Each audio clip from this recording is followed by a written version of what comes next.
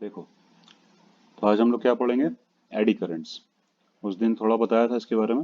हाँ, क्या है एडी करंट? एडी नाम कहाँ से आया बताया था? वाटर में। Yes sir. ठीक है, वाटर में ऐसे राउंड राउंड swirl बनते हैं। ठीक है, भावर जिसको बोलते हैं। ठीक, जहाँ पे लोग डूबने लगते हैं, अगर वो चीज बनने लगे तो उसको swirl बोलते हैं, SWIRL। हम्म। और उन्हीं को अगर कई सारी जैसे बन रही हैं तो एडी भी बोलते हैं, swirling एडी। ठीक है, आई बात समझ में? उसी के बेसिस पे इसका नाम पड़ा है एडी करंट, क्योंकि यहाँ पे भी जैसे वो swirl बनते हैं ऐसे ऐसे, वैसे ही यहाँ पे swirl बनते हैं, मतलब एडीज बनती हैं एक तरह से। राउंड राउंड करके करंट की, करंट इस तरह से आ जाती है ना राउंड फॉर्म में, इस वजह से। क्लियर? किस पे? अगर एक लूप पे आती तब तो अलग बात थी, एक करंट कैरिंग लूप पे आती है ऐसी करंट। लेकिन एक प्लेन शीट पे, प्लेन शीट है, बिल्कुल फ्लैट शीट है, उसके ऊपर अगर ऐसी करंट आने लगे, क्योंकि उस पे उसके ऊपर तो कोई पाथ भी नहीं है ना, यहाँ पे करंट कैरिंग कोई पाथ तो है नहीं, पूरा ही का पूरा कंडक्टर है बस। हम्म।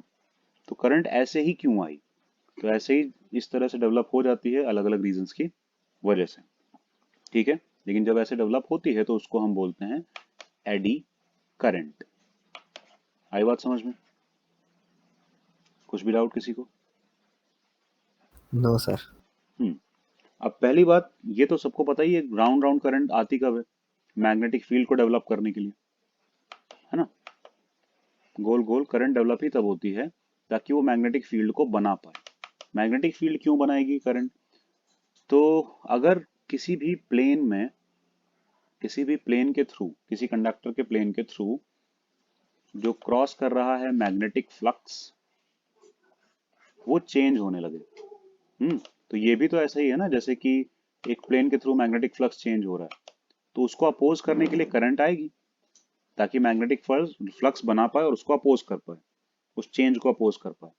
तो अगर हम मैग्नेटिक फ्लक्स इंक्रीज कर रहे होंगे, मैग्नेटिक फील्ड इंक्रीज कर रहे होंगे through the plate, through the sheet, तो अगर इस डायरेक्शन में है मैग्नेटिक फील्ड और हम इंक्रीज कर रहे हैं, तो ये इसके रिवर्स डायरेक्शन में बनाएगा।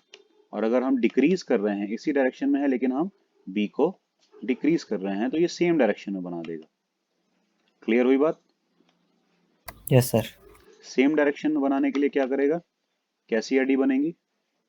ऐसी एडीज बनेंगी, इस तरफ घूमती हुई। ठीक है, देख सकते हो राइट हैंड रूल से, ऐसी एडी बनेंगी तब तो एन इस तरफ आएगा ना। और अगर ये बी इंक्रीज कर रहा है तो इस तरफ आना चाहिए, बनना चाहिए, तो उसके लिए एडीज कैसी बनेंगी? ऐसी बनेंगी।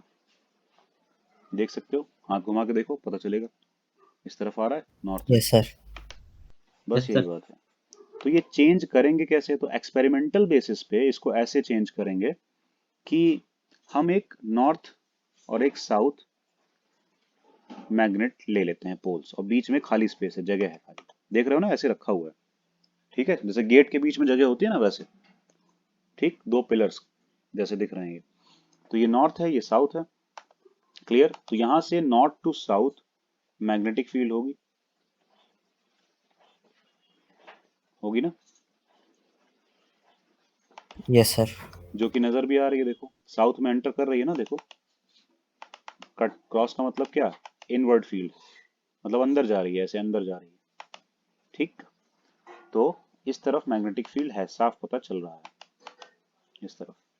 ठीक है, अब हम इन दोनों मैग्नेट के बीच का जो स्पेस है, खाली जगह, उसके ऊपर एक रॉड लगा के या कोई भी रिजिड सपोर्ट लगा के एक प्लेट को हैंग कर दें, अगर लटका दें ऐसे करके, तो ये प्लेट इसके बीच में आएगी, है ना? एक यस थ्रेड सर। से, एक थ्रेड से इसको लटका दें, एक धागे से इसको लटका दें, तो ये प्लेट आएगी मैग्नेटिक फील्ड के रीजन में, बीच में आएगी, बीच की जगह में, कुछ ऐसे बीच के रीजन में आएगी। तो होगा क्या? इसके थ्रू मैग्नेटिक फ्लक्स पास करेगा। ठीक है ना? इसके थ्रू मैग्नेटिक फ्लक्स पास करेगा। और ये मेटालिक प्लेट है, कंडक्टिंग प्लेट है, ठीक है, किसी मेटल की है। आई बात समझ में? Yes sir. तो सिर्फ मैग्नेटिक फ्लक्स पास करने से तो करंट डेवलप नहीं होती ना।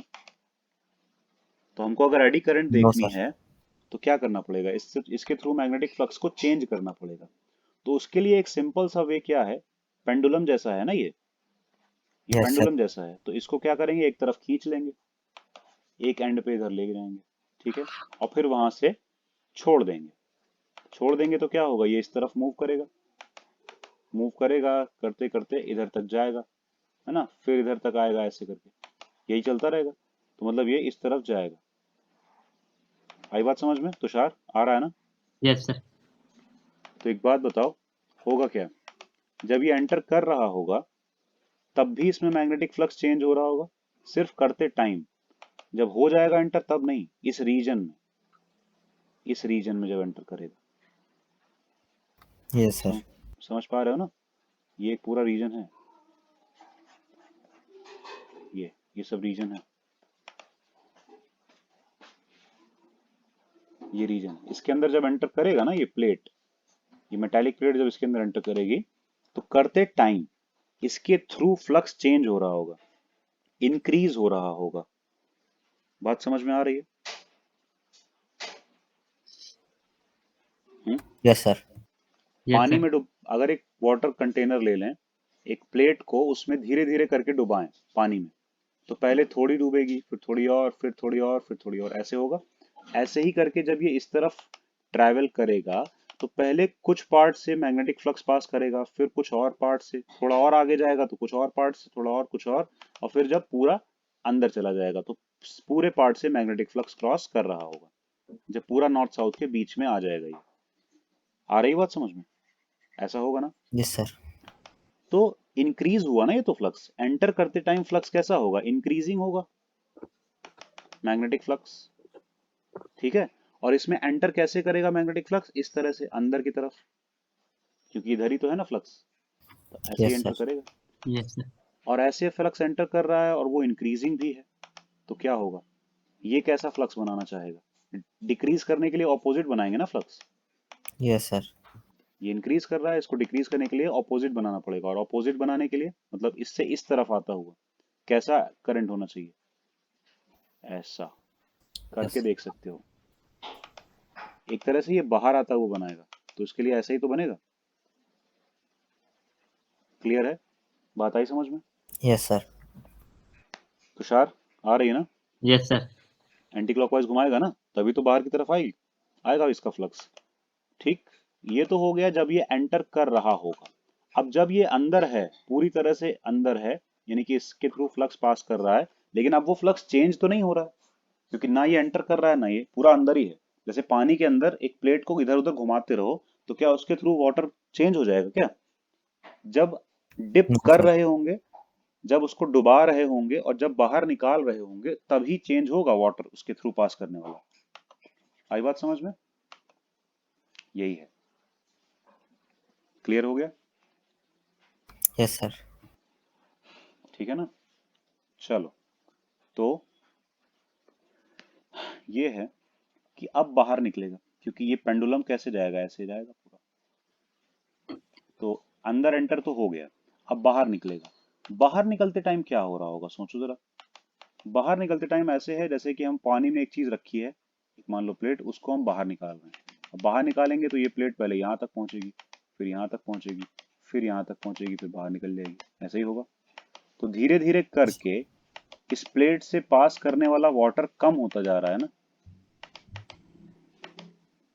कुछ आ रही बात समझ में? Yes sir. Yes sir. Hmm. तो कम होगी, मैग्नेटिक फील्ड का डायरेक्शन तो यही है, क्योंकि नॉर्थ टू साउथ ही ट्रेवल करेगी। ये नॉर्थ टू साउथ वाली मैग्नेटिक फील्ड है, मतलब मैग्नेट वाली जो मैग्नेटिक फील्ड है, तो इसके थ्रू मैग्नेटिक फील्ड है इसी डायरेक्शन में। लेकिन इस बार मैग्नेटिक फील्ड डिक्रीज हो रही है। तो डिक्रीज हो रही है तो इसको सेम डायरेक्शन में मैग्नेटिक फील्ड बनानी पड़ेगी ना, तभी तो इंक्रीज हो पाएगी। फिर ये अपोज करना है, यस सर। इंक्रीज करवाना है, तो सेम डायरेक्शन में फील्ड बनानी पड़ेगी, मतलब इधर ही इसको फील्ड बनानी है। और इस तरह फील्ड बनाने के लिए कैसे रोटेट करना पड़ेगा करंट को, क्लॉकवाइज। आई बात समझ में? Yes sir. क्लॉकवाइज रोटेशन से इस तरफ फील्ड बन जाएगी। तो देखो इसीलिए एडीज ऐसी बन रही है, यहाँ बन रही है क्लॉकवाइज, क्योंकि यहाँ बाहर निकल रहा है और बी डिक्रीज हो रहा था, इसीलिए उसको इंक्रीज करने के लिए क्लॉकवाइज करंट बनी। और यहाँ अंदर एंटर हो रहा था, इसीलिए बी इंक्रीज कर रहा था, तो उसको डिक्रीज करने के लिए एंटी क्लॉकवाइज करंट बनी, ऑपोजिट मतलब लाने के लिए। बस आई बात समझ में, यस ताकि सर। मैग्नेटिक फील्ड अपोजिट आ जाए। क्लियर है ना? तो एडीज बन गई, साफ साफ दिख रहा है कि ऐसी बन जाएंगी। ये प्लेट है, एक पूरी की पूरी यस कंडक्टिंग सर। प्लेट है, ध्यान रखना। ये कुछ ऐसे एक लूप वूप कुछ नहीं है, ये पूरी कंडक्टिंग प्लेट है, फील्ड बिल्कुल ऐसे। सर मैं ये कह रहा था, ये जो प्लेट है, हम्म ये इतने सर्टेन एरिया पे एडी करंट बनेगा या पूरी प्लेट में सर्कुलर मोशन में करंट बनेगा? पूरी प्लेट में जितना बड़ा बन सकता है, और एक ही नहीं बनेगा। बात ये है, दिखाया एक गया है, ये से बड़ा सा एडी बन जाएगा, एक छोटा भी एडी बन जाएगा, और छोटा भी एडी बन जाएगा, सब मिलके सब सपोर्ट करेंगे।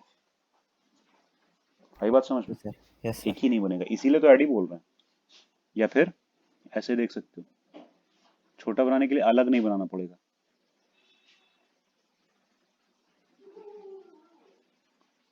आई बात समझ में क्या चल रहा है? Yes sir. Yes, sir. ऐसे जाएगा ना अंदर, तो फिर ये बन नहीं गया, इस तरह से बनेगा एडी। इसीलिए तो स्वर्लिंग एडीज बोल रहे हैं।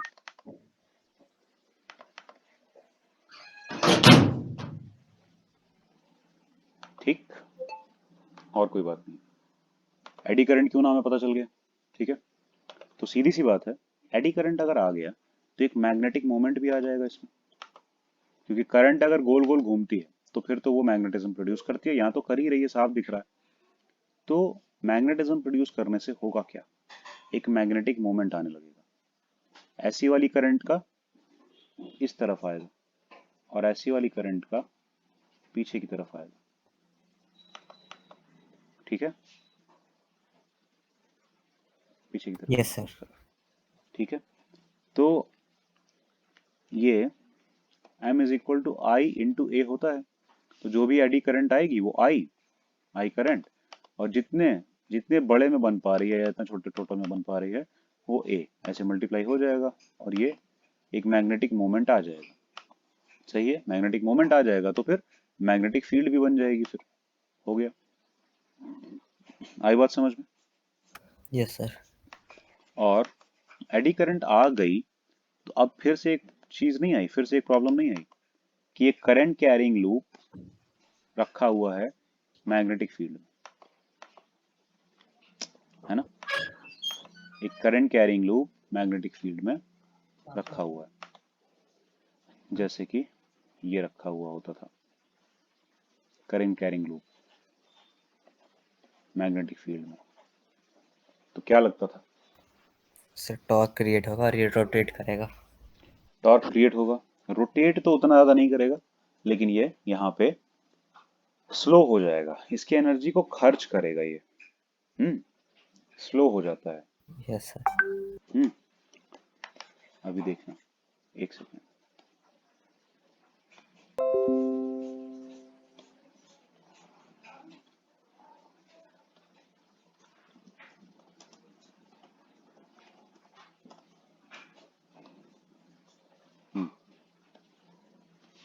तो इसकी अभी देखेंगे, थोड़ा पढ़ के भी देखेंगे, समझ में आएगा।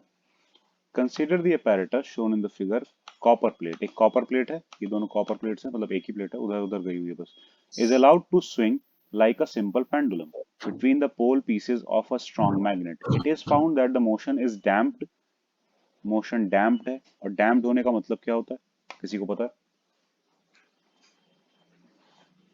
नहीं, डैम्पिंग का मतलब होता है कि एनर्जी को कंज्यूम कर करके खत्म कर देना। डाउन। हम्म तुम क्या कह रहे हो, बताओ। सर मैं कह रहा एक तरह से डाउन करना किसी चीज को। हाँ, ठीक है। डल हो जाना था, जैसे डल बोलते थे हम, ये हम्म डल हम्म होता हम्म जा रहा है दिन पे दिन। ऐसे ही समझ लो। ठीक है, तो एनर्जी कम होती जाती है, तभी तो बोलते हैं ना डल होता जा रहा है, वही डैम्पिंग यही होता है बस। ठीक, जैसे वेव है, तो वेव पहले इतनी बड़ी थी, अब छोटी होते, मतलब वेव पहले इतनी बड़ी थी, अब छोटी होते होते होते होते होते होते इतनी बड़ी हो गई, इसको बोलते हैं डैम्पिंग। एनर्जी कम होती जा रही है ना वेव की, तभी तो एम्पलीट्यूड कम होता जा रहा है। तो इसमें देखा गया है इस इक्विपमेंट में कि ये डैम्पिंग इसकी हो रही है, यानी कि पेंडुलम को जितना फ्रीली मूव करना चाहिए था, हैं, उतना फ्रीली वो मूव ना करके जल्दी रुक जा रहा है। मतलब बिना मैग्नेट के इसको लगाएंगे, यही same pendulum, same plate, same wire, मतलब सेम थ्रेड, तब ये ज्यादा देर तक पेंडुलम अपना ऐसे ऐसे ऐसे ऐसे घूमता रहा। लेकिन जब हमने इसके बीच में लगाया तो डैम्पिंग शो हुई, इसका मतलब है ये जल्दी रुक गया। आई बात समझ में? And in a little while the plate comes to a halt in the magnetic field. और कुछ देर में ये चलते चलते चलते चलते कहाँ रुक जाएगा? बीच में लटक के रुक जाएगा, ग्रेविटी के बेसिस पे। इधर तो रह के रुकेगा नहीं, है ना, नीचे लटक के रुक जाएगा मैग्नेटिक फील्ड रीजन में। आई बात समझ में? यही बोला गया है। Yes we sir. Can explain this phenomenon, हम इसको एक्सप्लेन कर सकते हैं on the basis of electromagnetic induction. ठीक है, कैसे? Magnetic flux associated with the plate keeps on changing as the plates move in and out of the region. Magnetic flux उस समय चेंज हो रहा होगा जब ये अंदर एंटर कर रहा होगा या फिर बाहर निकल रहा होगा। जब अंदर ही है सिर्फ, तो मैग्नेटिक फ्लक्स चेंज नहीं हो रहा है। क्लियर? अंदर मतलब कहाँ? In the region of magnetic field. सही है।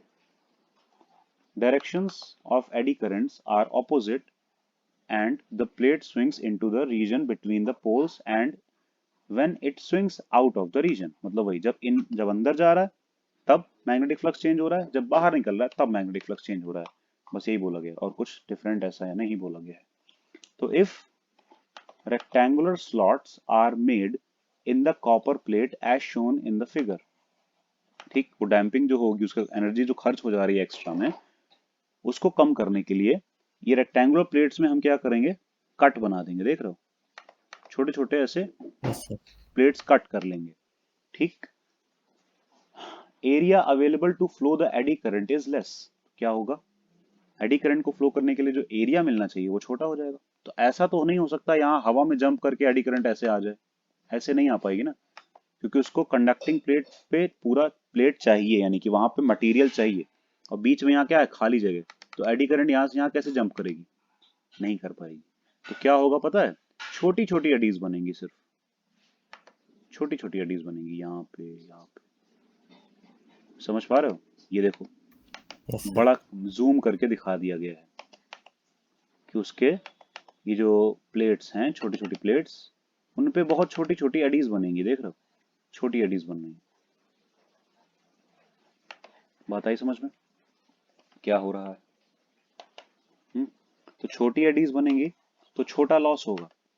ये मतलब ये दिखा कि एडी बनने से पावर का लॉस हो रहा है, और ऐसा था भी। ये अनवांटेड चीज थी, बस नोटिफाई हो गई थी, दिख गई थी। कोई बना नहीं, या इसको ढूंढ नहीं रहा था, एक्सप्लेन नहीं कर रहा था, ये तो दिख गई थी। और ये चीज सिर्फ अनवांटेड थी, यानी कि इससे कोई फायदा नहीं नजर आ रहा था उस टाइम पे, सिर्फ नुकसान लगता था, यानी कि ऐसा लगता था कि बस एक नुकसान हो रहा है। ठीक है, एनर्जी का लॉस हो रहा है, दिखा भी था। क्लियर? तो इसको रोकने के लिए प्लेट्स को ऐसे कट कट फॉर्म में लिया गया, तो थोड़ी छोटी छोटी एडीज बनी तो कम लॉस हुआ। क्लियर है? Thus, the pendulum plate with holes और स्लॉट्स, तो चाहे तुम स्लॉट स्लॉट जैसा कट कर दो, लंबे लंबे स्लॉट्स कट कर दो, या फिर कुछ नहीं, इन प्लेट में छोटे छोटे होल कर दो। ठीक है, सच में आर पार होल कर दो। समझ रहे हो? तो उससे क्या होगा? लॉस कम होगा, क्योंकि एडीज छोटी छोटी बनेंगी, कम जगह मिलेगी ना उसको। Thus the pendulum plates with holes or slots reduces electromagnetic damping, तो वो क्या करेगी? इलेक्ट्रोमैग्नेटिक डैम्पिंग को कम करेगी, क्योंकि यहाँ डैम्पिंग किस वजह से हो रही है? मैग्नेटिक फील्ड में पास करने की वजह से हो रही है, सबको पता है। And the plate swings more freely, थोड़ा वो इजीली फ्लो करेगा फिर। सही है, स्विंग करेगी freely. Note that magnetic moments of the induced currents which opposes the motion depends upon the area enclosed by the current, और रोटेट नहीं करेगा ये, इसको मोशन को अपोज करेगा। ध्यान देना, मोशन को अपोज करेगा। ये बाहर निकलना चाह रहा है ना, तो इसको अंदर खींचेगा। ये जब अंदर आ रहा होगा तो इसकी स्पीड स्लो करेगा बाहर खींच के। तो हर बार जब अंदर घुसेगा बाहर निकलेगा तो स्पीड क्या होगी? थोड़ी सी स्लो होगी। और हर बार अगर इसकी वजह से स्पीड स्लो होती गई मैग्नेटिक फील्ड की वजह से, तो फिर जल्दी रुक नहीं जाएगा। क्लियर है? Yes sir. यही बात हो रही है, इसी वजह से डैम्पिंग हो गई। तो इफ कहाँ गया, यहाँ पे थे। Note that magnetic moment of the induced current, कौन सी इंड्यूस्ड करंट, जो कि अपोज करने के लिए आई है, मोशन को अपोज करने के लिए, depend upon the area enclosed by that currents. जो बड़ी सी प्लेट मिल रही है ना, तो अच्छे से ऐसे एडीज बन जाएंगी, तो ज्यादा एरिया मिल रहा है ना, मैग्नेटिक मोमेंट ज्यादा एरिया से अच्छा सा बनेगा, आई ए। समझ पा रहे हो? एरिया कम कर देने से ये कम हो जाएगा, और एरिया कम करने का यही तरीका इन लोगों को मिला कि ये लोग स्लॉट कट कर दें, ठीक, या फिर होल्स कर दें, तो छोटा एरिया मिलेगा। आई बात समझ में? प्लेट ही तो हटा नहीं देंगे अगर वहां काम है प्लेट का, तो क्लियर, साफ दिख रहा है यस सर। कि एरिया मैग्नेटिक मोमेंट वो ज्यादा बना पाएगा, उल्टा मैग्नेटिक मोमेंट एरिया की वजह से तो कम बना पाएगा, फिर ऐसे में कम बना पाएगा तो कम रुक पाएगा, कम डैम्पिंग होगी, बस यही चीज है। This fact is helpful in reducing eddy currents in the metallic cores of transformers, electric motors, and other such devices in which a coil is to be wound over metallic core. जिस जिस device में coil winding होती है, जिस जिस device में winding होती है, ट्रांसफार्मर में होती है, मोटर में होती है, ठीक है, सब में वाइंडिंग इन सब में होती है, तो उसके अंदर एक कोर होता है, ठीक है।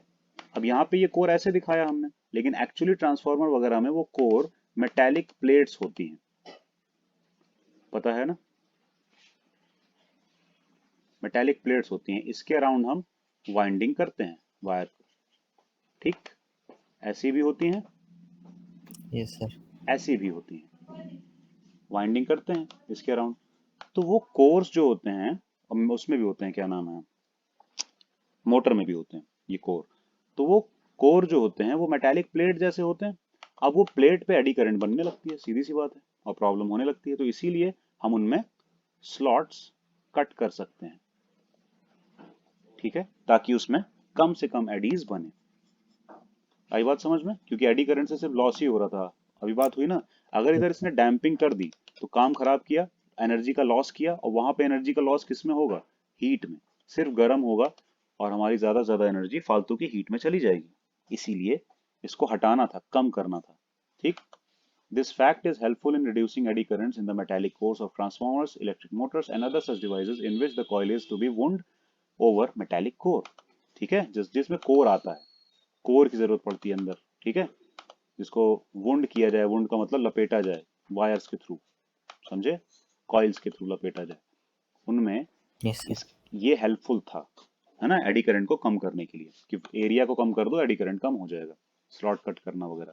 तो एडी करंट्स आर अनडिजायरेबल, क्योंकि किसी ने बनाया नहीं, अनडिजायरेबल मतलब किसी को चाहिए नहीं थी, आ गई बस, since they heat up in the they heat up the core and dissipate electrical energy, वो खाली कोर को गर्म करती रहती है और इलेक्ट्रिकल एनर्जी को फालतू में बर्बाद करती रहती है, सही है, energy in the form of heat. Eddy currents are minimised by using laminations of metal to make a metal core, और लैमिनेशन भी एडी करंट लॉस को ही कम करने के लिए ही किए जाते हैं। लैमिनेशन क्या होता है पता है? अच्छा, मोबाइल का लैमिनेशन या किसी शीट का लैमिनेशन क्या होता है, उसके ऊपर एक पतली सी लेयर चढ़ाते हैं ना, तो वो लेयरिंग को लैमिनेशन बोलते हैं, सही बताएं तो। लैमिना, लैमिनेशन का मतलब है लैमिना चढ़ाना, लैमिना उसके ऊपर लगाना। लैमिना क्या होता है? लैमिना सरफेस को बोलते हैं, या फिर प्लेट को बोलते हैं, थिन प्लेट, थिन शीट को लैमिना बोला जाता है, समझे? तो लैमिनेशन का मतलब वही चीज है। तो कोर में कोई ऐसा मतलब पन्नी वाली लैमिनेशन नहीं की जाती है, कोर को ही लैमिनेट किया जाता है, मतलब कोर ही लैमिनेटेड है, कोर पे लैमिनेशन नहीं हो रहा है, समझ रहे हो? हम एक मोटा सा कंडक्टर लेने की बजाय, मतलब ये एक ऐसा थिक थिक मोटा सा कंडक्टर लेने की बजाय पतली पतली प्लेट्स लेते हैं और उसको चिपका देते हैं आपस में, ये इस चीज को बोल रहे हैं लैमिनेशन, समझे? यस एक सर। एक प्लेट के ऊपर दूसरी प्लेट चिपका देना, उसके ऊपर तीसरी, उसके ऊपर चौथी, उसके ऊपर पांचवी, उसके ऊपर छठी, ऐसे करते करते बहुत सारी प्लेट चिपका देना, तो ऐसे में क्या हो गया, लैमिनेटेड कोर बना। अब इसके ऊपर वाइंडिंग होगी तब वो बढ़िया से हो पाएगी। आई बात समझ में? मतलब तब उसमें एडी करंट लॉसेस कम आएंगे। क्लियर है? क्योंकि साइड से देखो जरा, ये तो सामने का एरिया है, फ्रंट है, लेकिन ये है साइड का। साइड में, क्योंकि साइड से देखोगे तो लेमिनेशंस दिखेंगे तुमको, ऐसे लाइंस दिखेंगी, अलग अलग दिखेगा ना। जैसे नोट, जैसे हाँ यस ऐसे सर। समझ सकते हो, नोटबुक देखते हो तो साइड से पेजेस दिखते हैं ना, ऐसे सीधी सीधी लाइन के जैसे, ऐसे ही समझ लो। सर वैसे वो लेमिनेशंस नजर आएंगे, बस वो चिपके होते हैं नोटबुक के पेज, चिपके नहीं होते, इतना ही अंतर है। तो ये देखेंगे, इससे क्या होगा, इस एक लेमिनेशन से दूसरे लेमिनेशन से जंप नहीं हो पाएगी एडी करंट। आई बात समझ में? तो यहाँ पे थोड़ा सा एडी करंट कम हो जाएगा, बहुत कम कम जगह मिलेगी उसको एडीज बनाने के लिए, छोटी छोटी जगह मिलेगी, इसलिए कम एडी बनेंगे, तो कम लॉस होगा। आई बात समझ में? Yes sir. ठीक, तुषार समझ में आ रहा है ना? Yes, sir. लिखा है ना, eddy currents are minimised by using laminations of metal to make a metal core. Metal core बनाने के लिए सीधा एक मोटा सा मेटल नहीं उठा लेते हैं, पतली पतली मेटल की शीट्स लेते हैं, उनको चिपका देते हैं, वो बेटर ऑप्शन होता है। The laminations are separated by an insulating material, ताकि लैमिनेशन पे भी एक से दूसरे पे जंप ना कर पाए, ये पतली एक प्लेट से दूसरी प्लेट पे जंप ना कर पाए एडी, इसलिए बीच में क्या करते हैं, बीच में क्या करते हैं, इंसुलेटिंग मटेरियल इंसुलेटर लगा लगा देते देते हैं, हैं। इंसुलेटर लगा देते हैं। और कैसे, मतलब मोटा सा इंसुलेटर नहीं लगा देते हैं, एक बस ऑयल की कोटिंग कर देते हैं, वो एज एन इंसुलेटिंग मटेरियल काम करने लगता है। सर मैं भी आपसे यही पूछ रहा था डाउट कि अगर जैसे दोनों चिपका देंगे फिर तो पास हो सकता है करंट, क्योंकि फिर दोनों कांटेक्ट में आ जाएंगे। नहीं होता ना, यही तो बात है, क्योंकि उसको स्प्रे किया जाता है, स्प्रे करके उसको इंसुलेट कर दिया जाता है, मतलब वहां पे इंसुलेट करने के लिए कोई रबर रबर नहीं लगाया जाता, वो सब नहीं लगाया जाता, ऑयल, ऑयल इंसुलेटिंग की जाती है, ऑयल से स्प्रे किया जाता है उसको, तो ऑयल सब सब बिल्कुल पतली पतली कोने कोने वाली जगहों पे जाके घुस जाता है और एक दूसरे से सबको इंसुलेट कर देता है। वाइंडिंग को भी ऐसे ही इंसुलेट किया जाता है। वाइंडिंग में भी जो करंट फ्लो कर रही होती है ना, ऐसे बहुत सारी वायर दिखती हैं फैन के अंदर की वाइंडिंग में, वो सब टच जिस नहीं होती हैं। तुम लोगों को लगता है सब एक दूसरे से टच कर रही हैं, लेकिन अगर तुम उनको घिस दो ना थोड़ा सा पेचकस से, तो क्या होगा, उसके ऊपर का ऑयल छूट जाएगा, तब टच करने लगेंगे, और उसके बाद फैन ऑन करो, फैन खराब, काम खत्म। सर वाइट वाइट कोटिंग से उतरती है थोड़ी थोड़ी सी हाँ, लाइट। बहुत हल्की, बहुत हल्की, यस सर। बहुत हल्की, तुम्हें पता भी नहीं चलेगा, मतलब इतना कम। ठीक है, तो वो कोटिंग रहती है, वो स्प्रे किया जाता है, स्प्रे से अपने आप वो कोटिंग हो जाती है, मतलब वाइंडिंग होने के बाद एक एक वायर को लेकर नहीं कोटिंग करते हैं, वाइंड कर दिया फिर कोटिंग कर दी, हो गया, समझे, पूरे वायर्स लेके, तो अपने आप वो एक दूसरे से इंसुलेट हो जाते हैं, मतलब तुम समझ लो जैसे कि रबर वाली ही कोटिंग कर दी गई, जैसे रबर वायर आपस में साथ साथ रहते हैं, कोई दिक्कत नहीं आती, अंदर वायर है ऊपर से रबर है, तो उसके ऊपर रबर भले नहीं है, लेकिन एक ऐसे कोटिंग हो रखी है सारे वायर से अलग अलग। आई बात समझ में? हम्म। Yes sir. तो the plane of the lamination must be arranged parallel to the magnetic, नहीं इसके ऊपर कुछ और था, the laminations are separated by an insulating material like lacquer, ये एक इंसुलेटिंग मटेरियल है, one of the insulating material. ठीक है, the plane of the laminations must be arranged parallel to the magnetic field, और उन प्लेन्स को कैसे arrange करना है, मैग्नेटिक फील्ड के पैरेलल, मतलब जैसे कि ये हमने बताया था ना। हम्म, हम्म,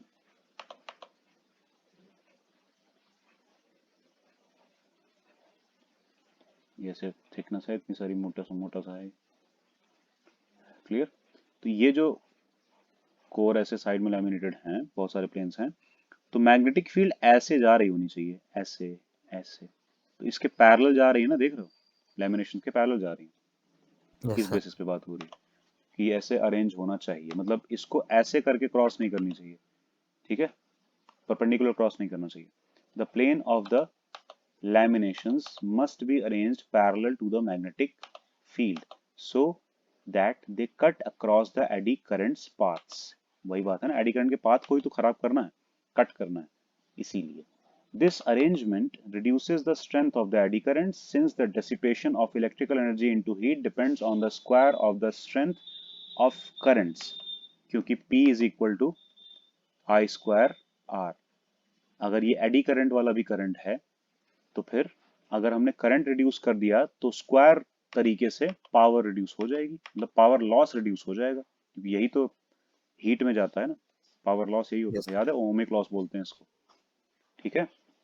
तो square of the strength of electric current पे डिपेंड करता है, ये तो बोला गया। Square of the strength of electric current पे पावर डिपेंड करती है, क्योंकि आई स्क्वायर होता है ना फॉर्मूला, वही है। Clear? Heat loss is sustainably reduced, heat loss कम हो जाता है। क्लियर है? कुछ डाउट? सर अब ये जैसे अब इससे ऐसे करने से तो इनका करंट भी कम हो जाएगा। किसका करंट कम हो जाएगा? एडी करंट कम होता है, वो वाला करंट नहीं कम होता है। वो वाला करंट क्यों कम होगा? वो वाला करंट वायर्स में फ्लो कर रहा है, कोर में कोई करंट फ्लो नहीं करता है। कोर में सिर्फ कोर को लगाया गया है मैग्नेटिक फील्ड को अच्छे से पास करने के लिए। कोर करंट फ्लो करने के लिए लगा ही नहीं है, उसमें चाहिए ही नहीं करंट, समझे? Yes sir. वो तो आयरन का खाली इसलिए लगाना पड़ता है क्योंकि आयरन मैग्नेटिक फील्ड को अच्छे से पास करता है। मतलब कि देखो, अगर हम ऐसे ही कॉइल लगा दें, खाली कॉइल बिना आयरन के, तो एक क्या प्रॉब्लम आएगी? देखो, मतलब कि ऐसे ऐसे कॉइल है एक, और एक यहाँ पे ऐसे ऐसे कॉइल हो, ठीक, तो ऐसे भी तो मैग्नेटिक फील्ड चली ही जाएगी ना, पास रख दो, चलो पास रख दो, ऐसे भी तो मैग्नेटिक फील्ड चली जाएगी, प्रॉब्लम क्या है? फिर इसके थ्रू चेंज होगी तो फिर इसमें करंट आ जाएगी, इंड्यूस हो जाएगी। तो ऐसे क्यों नहीं ट्रांसफार्मर बना लेते हैं खाली खाली कॉइल को रख यस के? सर। क्योंकि ऐसे में क्या है, मैग्नेटिक फील्ड इधर भी चली जाएगी, इधर भी चली जाएगी, ठीक है, बर्बाद ज्यादा होगी, यूज कम होगी, थोड़ी सी इसमें जाएगी, बाकी बर्बाद हो जाएगी। लेकिन अगर हम वही कोर लगा देते हैं, तो ये कोर एक पाथवे दे देगा मैग्नेटिक फील्ड को चलने के लिए। तो अब इसके थ्रू ज्यादा से ज्यादा मैग्नेटिक फील्ड जाएगी और कम से कम इधर उधर जाएगी, इसीलिए कोर लगाते हैं। कोर करंट को पास करने का पर्पस बिल्कुल भी नहीं है कोर से हमको मैग्नेटिक फील्ड को एक कॉइल से दूसरे कॉइल तक बिना ज्यादा खराब किए, बिना ज्यादा बर्बाद किए लेके जाना है, ठीक है। तो हम नहीं चाहते कि कोर में करंट पास हो, समझे? और ये तो यस अनवांटेड आ गई थी ना, अपने आप आ गई थी, बिन बुलाए मेहमान टाइप, ठीक है। इसीलिए इसको हटा दिया गया कि भागो यहाँ से, बाद में आना, बाद में आना, फिर बाद में हम तुम्हारा यूज करना, पहले जो देख लेंगे तुम कौन हो, क्या करते हो, तब बात करते हैं, ठीक है। अब जब पता चल गया ये कौन है, क्या करता है, इसका क्या यूज है, तब इसके एडवांटेज निकाले गए, मतलब इसको यूज करना सीख लिया गया। हर फालतू चीज को बाद में यूज करना सीख लिया जाता है और उसको यूजफुल बना लिया जाता है, समझे?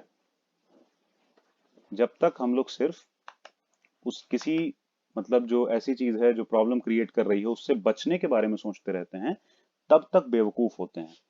जैसे ही उससे बचने से ऊपर उठ के उसको उल्टा यूज करने के बारे में सोच लेते हैं, तब हम लोग स्मार्ट कहला पाते हैं। तो इसीलिए एडी करंट जब तक सिर्फ रिड्यूस करने के बारे में सोचा जा रहा था, तब तक तो बेवकूफी थी। लेकिन आगे साइंटिस्ट ने इसको सिर्फ रिड्यूस करने के बारे में नहीं सोचा, सोचा है कि अगर ये मान लिया अपने आप आ रही है और हीटिंग प्रोड्यूस कर रही है, और ऐसे राउंड राउंड करंट फ्लो करवा रही है, हीटिंग प्रोड्यूस कर रही है, मैग्नेटिक फील्ड भी तो बना रही है ना एडी करंट, तो क्या यूज किया जा सकता है? तो जब यूज करने की बारी आई तो बहुत यूज निकल आए, बहुत अच्छे अच्छे यूज निकल आए। आई बात समझ में?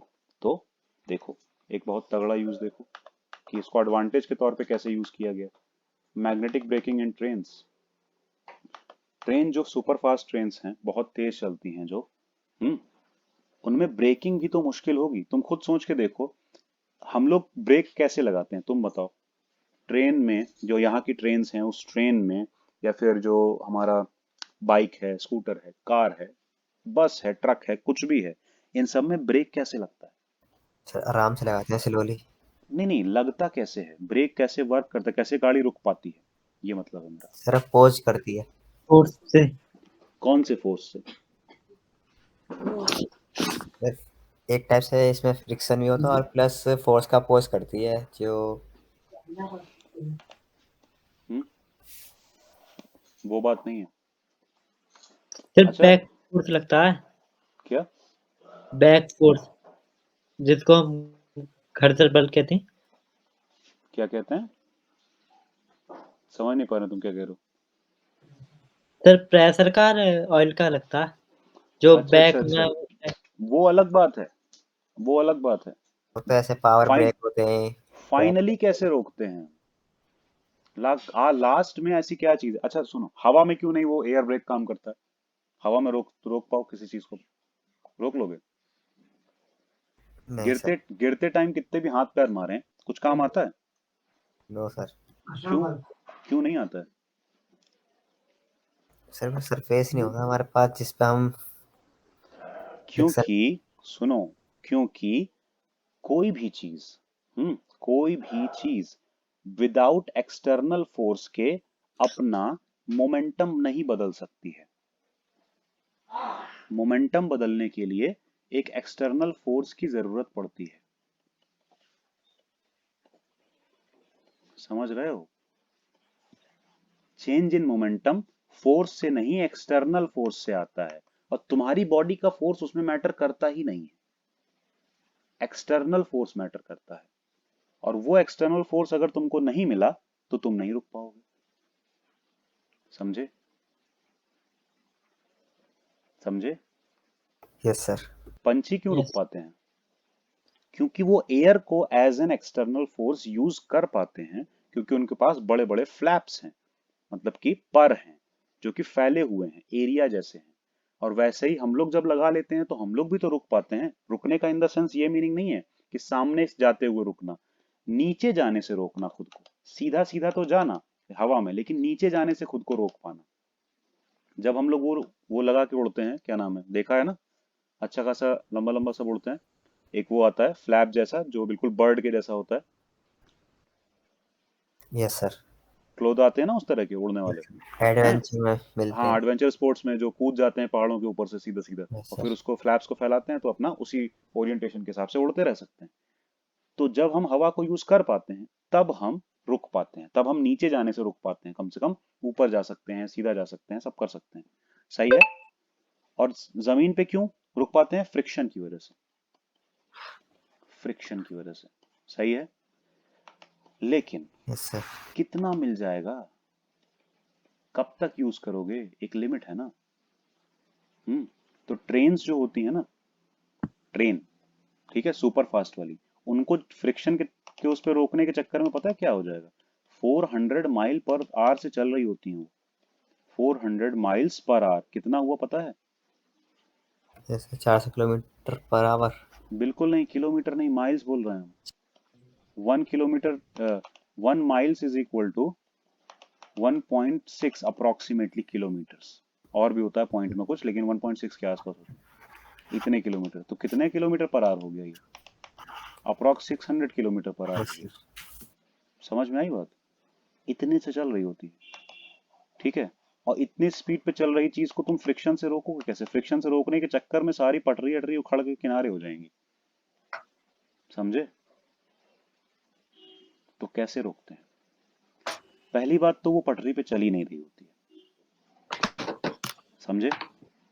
वो मैग्नेटिक लेविएटेड होती है, मैग्नेटिकली पटरी से थोड़ा सा ऊपर चलती है ट्रेन। समझे बात को? बुलेट ट्रेन्स पटरी पे नहीं चलती, पटरी के ऊपर चलती हैं। उनका व्हील ऐसे होता है, कुछ थोड़ा सा गैप होता है, कम होता है वो गैप काफी, पर होता है। समझे? और यही रीजन है कि इतना स्मूथ भी चल पाती है, क्योंकि तुम किसी भी जमीन या रेल जैसी चीज पे इतना स्मूथ नहीं चल सकते हो जितना एक बुलेट ट्रेन में बैठ के तुमको फील हो जाएगा। हम्म। स्मूथनेस, तुमको लगेगा हम चल ही नहीं रहे हैं। समझे? Yes sir. तो वो यस इसी सर। बेसिस पे हो पाता है क्योंकि पटरियों में क्या लगे हैं? इलेक्ट्रोमैग्नेट्स। उसमें बनती हैं एडी करंट्स, जो कि मैग्नेटिक फील्ड बनाती हैं। छोटी छोटी छोटी छोटी एडी करंट्स मैग्नेटिक फील्ड बनाती हैं। और व्हील में लगा हुआ है मैग्नेट, ठीक है। अपोज करते हैं, जुड़े भी रहते हैं, मतलब दूर भी नहीं जाते हैं, ऐसा भी मैग्नेट है ना। दूर भी नहीं जाना है, लेकिन यहीं पे रहना है और थोड़ा सा उठा हुआ रहना है, ऊपर रहते हैं। तो मैग्नेटिकली लेविएटेड रहती है, उठी हुई रहती है। लेविएट होने का मतलब उठना, ऊपर रहना, ठीक है। तो इसीलिए उसमें मैग्नेटिक ब्रेकिंग का यूज किया जा सकता है, यानी कि हम उन मैग्नेट के थ्रू ही उसको रोक भी सकते हैं। क्लियर है? ओरिएंटेशन बदल के। तो सारे व्हील्स पे, सारे पटरी के अलग अलग जगह के इलेक्ट्रोमैग्नेट्स जो हैं, थोड़ा थोड़ा फोर्स ऑपोजिट डायरेक्शन में एक्सर्ट करना शुरू कर देंगे। तो सोचो, ब्रेकिंग होने लगेगी ना। अपने आप। Yes sir. यही बात है, मैग्नेटिक ब्रेकिंग इन ट्रेन्स इसी तरह से होती है। Strong electromagnets are situated above the rails in some electrically powered trains. When the electromagnets are activated, जैसे ही वो इलेक्ट्रोमैग्नेट एक्टिवेट होते हैं, the eddy currents induce in the rails, rails में, पटरियों में एडी करंट, समझ रहे हो ना, उसमें इलेक्ट्रोमैग्नेट लगा है इसीलिए एडी करंट भी आती है, और opposes the motion of the train, train के मोशन को अपोज करने लगता है, इसी तरह से इंड्यूस करवाते हैं। As there are no mechanical linkages, कोई भी टच कांटेक्ट नहीं होता इन दोनों के बीच में। मैकेनिकल लिंकेज का मतलब क्या? फिजिकल लिंकेज, फिजिकली जुड़ना। फिजिकल जुड़ने का मतलब फिजिकल कांटेक्ट नहीं होता है, बीच में गैप रहता है, ठीक है। The braking effects is smooth, मस्त आराम से ब्रेकिंग भी हो जाती है, कोई दिक्कत नहीं, कोई चू चू की आवाज नहीं, कुछ नहीं, समझे? क्लियर हुआ? Yes sir. यस और सर। ये भी क्लियर हुआ दुनिया कहाँ पे है और हम लोग कहाँ पे हैं फिलहाल, ऐसा भी है। और ये अभी से नहीं, 50 साल से यूज हो रहा है जापान में, और यहाँ पे अभी भी हम लोग यही सब में लगे पड़े हैं कि ट्रेन का किराया क्यों बढ़ गया, है ना। फालतू में किराया भी बढ़ाते हैं, काम कुछ होता नहीं है, बना तो यहाँ भी सकते हैं, लेकिन फिर भी फिर चल दिक्कतें हैं। तो रही है, फिर वो तैयारी चल रही है कंस्ट्रक्शन, मुंबई से वहाँ का अहमदाबाद। हाँ हाँ, वो मजाक चल रहा है, उसको मजाक बोलते हैं। जब होगा ना तो पूरे इंडिया में ठीक से होगा, ये इसको जो हो रहा है उसको बोलते हैं मजाक, क्योंकि वो बस ऐसे ही चल रहा है, एक आध जगह बन जाएगा और फिर सब चले जाएंगे और हो जाएगा खत्म। क्योंकि जब तक यहाँ पे सिर्फ गवर्नमेंट की बात नहीं है, जब तक यहाँ के बिजनेसमैन, बहुत सारे बड़े बिजनेसमैन सबके सब मिल के ये बात को वो नहीं करेंगे ना खुद पे कि प्लेन के अलावा बुलेट ट्रेन भी यहाँ पे होनी चाहिए, क्योंकि सिर्फ प्लेन से काम नहीं चल रहा है, बहुत सारे लोगों को ट्रेन लेनी पड़ती है कहीं से कहीं जाने के लिए, जरूरी है वो, ठीक है।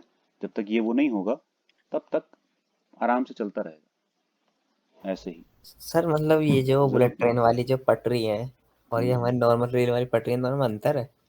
अभी बोला तो, उसके अंदर इलेक्ट्रोमैग्नेट्स लगे हैं भाई। सर हम इसमें भी इलेक्ट्रोमैग्नेट लगा के इसको वो भी कर सकते हैं फिर? हाँ हाँ, फर्क है, कई सारे फर्क हैं, देखो, पटरियों को लगाने में अंतर है, ठीक है। दूसरी बात, यहाँ की पटरियां गर्मी में हीट होके टेढ़ी मेढ़ी भी हो जाती हैं, वहां पे ऐसा सिस्टम बनाया जाता है कि वो इतना हीट ना झेलें, ठीक है, उसको बचाया जा सके हीट वीट से, गर्मी से, एक लिमिट तक ही झेलें वो। पहली बात, वो वाली पटरियां बिल्कुल स्ट्रेट होती हैं, उनका मटेरियल थोड़ा और अच्छा ठीक रखा जाता है, खर्च किया रहता है, साफ बात। अच्छा सर, मुझे लगता है ये मेट्रो में यूज होता है जहाँ तक है। नहीं होता यूज, मेट्रो में नॉर्मल रेल्स हैं यार, तभी तो स्लो स्लो चलती है आराम से, कहाँ बहुत तेज चलती है। मेट्रो में यूज हो रहा होता तब तो फिर मजा आ जाता, बहुत तेज चलती है, फटाफट यहाँ से वहां, वहां से वहां। और पहली बात तो बुलेट ट्रेन को मोड़ के नहीं चलाया जाता, ठीक है, जब जहां पे भी उनको मोड़ना होता है वहां पे वो धीरे चलती है, वहां पे वो अपनी स्पीड पे नहीं चल सकती, क्योंकि हमने बताया था ना, रोटेट होने से जितना एक्सेलरेशन आता है सीधा चलने से कभी नहीं आ सकता, तो इसीलिए वो स्ट्रेट चलती हैं, उनका जब तक बिल्कुल अपनी फुल स्पीड पे चलाना होता है ना उनको, वहां तक का पाथ बिल्कुल स्ट्रेट रखा जाता है ताकि उसको जरा सा भी मुड़ना ना पड़े, ठीक है। और यहाँ पे ऐसा स्ट्रेट पाथ बनाने के लिए बिल्कुल अजब सी दिक्कतें आ जाएंगी, घरों के बीच से निकलेगी बुलेट ट्रेन यहाँ पे, अगर ऐसा Yes, स्ट्रेट पाथ बनाएंगे तो। लेकिन फिर भी चीजें की जा सकती हैं, जब हाईवे को कहाँ कहाँ से निकाल दिया है तो बुलेट ट्रेन के लिए क्यों नहीं निकाल सकते हैं, और लोग क्यों नहीं तैयार होंगे। लेकिन हाँ, तब ना, वहां bullet train hi fi society के लोग नहीं यूज करते हैं और नॉर्मल लोग पैदल नहीं चलते हैं वहां सब बुलेट ट्रेन यूज करते हैं, क्योंकि कोई ऐसा किराया इतना खतरनाक नहीं है कि नॉर्मल लोग यूज ना कर सके, सिंपली सब लोग उसमें ट्रैवल करते हैं, कर सकते हैं, वो सिंपल नॉर्मल कन्वीनियंस है। यहाँ की तरह नहीं है, यहाँ अगर आई भी ना तो वो सिर्फ सो कॉल्ड अमीर लोगों के लिए होगी, सीधे सीधे बस। समझ पा रहे हो क्या बात है? सर। ये प्रॉब्लम है बस, यही यही सबसे बड़ी प्रॉब्लम है, ठीक है। इसीलिए यहाँ पे इतनी जल्दी आने नहीं वाली है, वो बस ऐसे नाम के लिए आएगी, बाकी चल रहा है काम, जरूरत है नहीं किसी को, समझ रहे हो, यहाँ सब खुश हैं, कोई दिक्कत नहीं है। चलो देखते हैं आगे, छोड़ो उनको। समझ गए ना कितना अच्छा इस्तेमाल हुआ एडी करंट का? इलेक्ट्रोमैग्नेटिक डैम्पिंग में भी इस्तेमाल होता है, कहीं कहीं पे डैम्पिंग खराब चीज है लेकिन कहीं तो हमें करवानी पड़ती है ना, जरूरत है डैम्पिंग की, हम चाह रहे हैं जल्दी रुक जाए। अब जैसे एक कोई मीटर है, उसका जो नीडल है वो चलना शुरू करे तो हमको क्या मन कर रहा है कि चलता रहे, मजा आएगा चलता रहे। हम तो चाह रहे हैं ना कहीं जाके रुके, कोई रीडिंग तो यस बताए। सर। तो रोकना पड़ेगा ना टाइम पे, डैम्पिंग करनी पड़ेगी ना वहां पे, समझे? तो इसीलिए certain galvanometers have a fixed core made of non-magnetic material और non-magnetic metallic material। non-magnetic metallic material मतलब मेटेलिक तो होना चाहिए लेकिन वो मैग्नेटिज्म को सपोर्ट नहीं करना चाहिए, कई सारे नहीं करते हैं ना, जैसे एल्यूमिनियम। ठीक है। When the yes coil oscillates, the eddy currents generated in the core opposes the motion and bring the coil to rest quickly। जल्दी से इसको रेस्ट पे ले आता है। मतलब ये घूमना शुरू तो किया लेकिन ऐसा नहीं है कि चलता ही रहे। आई बात समझ में? जल्दी से इसको टाइम पे जहां पे रोकना है वहां रोक देगा ये, समझे? डैम्पिंग करके। क्लियर है अच्छे से? आगे चलें। यस इंडक्शन फर्नेस में यूज होता है क्योंकि हीटिंग हो सकती है एडी करंट से, तो उस हीटिंग का यूज अच्छे से कर सकते हैं ना फर्नेस में। फर्नेस क्या होता है? भट्टी, पता है ना? फर्नेस पता है ना?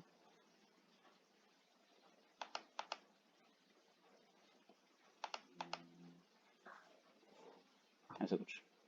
हेलो हेलो, आवाज आ रही है? हेलो। हेलो तुषार, तुम्हें आवाज आ रही है? Yes sir. अच्छा, प्रियांशु को नहीं आ रही।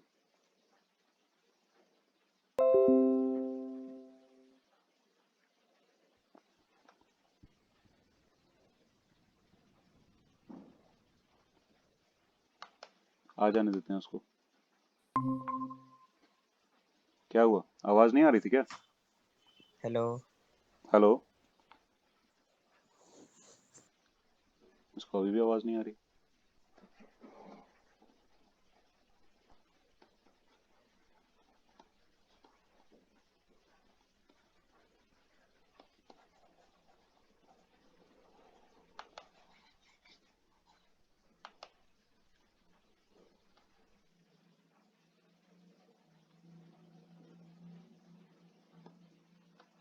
प्रियांशु तुषार तुम्हें आ रही ना आवाज? Yes sir. इसको क्या हो गया, इसकी आवाज का गायब हो गई।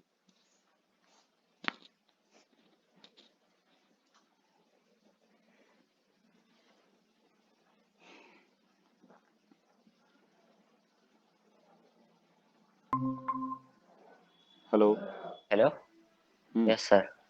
आवाज आई? यस सर, अब आ रही है। पता नहीं क्या हो गया, हमें तो आ रही थी तुम्हारी आवाज। सुन देखो, नहीं रहा है सर, नेटवर्क इशू। देखो, इंडक्शन फर्नेस में यूज कर सकते हैं क्योंकि हीटिंग हो रही है अगर एडी करंट से, तो उस हीट का तो यूज किया जा सकता है ना। तो फर्नेस के तौर पे यूज कर लो, भट्टी, है ना? Induction furnace, yes sir. Induction furnace, induction cook top मतलब इंडक्शन चूल्हा भी, है ना? यूज कर सकते हैं, वही है। तो induction furnace can be use to produce high temperatures and can be utilise to prepare alloys. Alloy बनाने में क्या करना होता है? मेटल्स को पिघलाना पड़ता है, तो वो हाई टेम्परेचर चाहिए होता है। तो हम इंडक्शन फर्नेस का यूज कर सकते हैं रादर देन कोई ऐसी फर्नेस जो कि अच्छा खासा ऐश प्रोवाइड करती हो, मतलब कि अच्छा खासा राख वगैरह बनाती हो या फिर पोल्यूशन करती हो। इससे यस अच्छा सर। इंडक्शन फर्नेस है ना? Bye melting the constituent metals, a high frequency alternating current is passed through a coil। एक कॉइल के through high frequency alternating current pass करते हैं जो कि बहुत तेजी से करंट को चेंज करती है, which surrounds the metal to be melted. जो कि बहुत तेजी से करंट को चेंज करेगी तो बहुत तेजी से मैग्नेटिक फील्ड चेंज होगी, तो बहुत तेजी से एडी करंट्स आएंगी और बहुत तेजी से हीट हो जाएगी। ठीक है। Yes sir. हीटिंग प्रोड्यूस हो जाएगी तो वो चीज मेल्ट हो जाएगी, साफ बात, खत्म बात, समझे? The eddy current generated in the metals produce high temperatures जो कि उनको पिघलाने के लिए काफी होते हैं, sufficient to melt it। आई बात समझ में?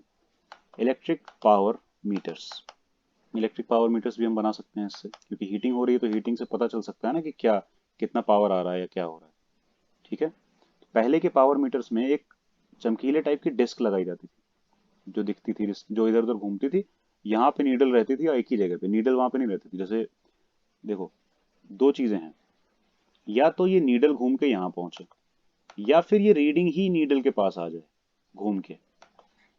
तुम लोगों ने वेट मशीन देखी है ना?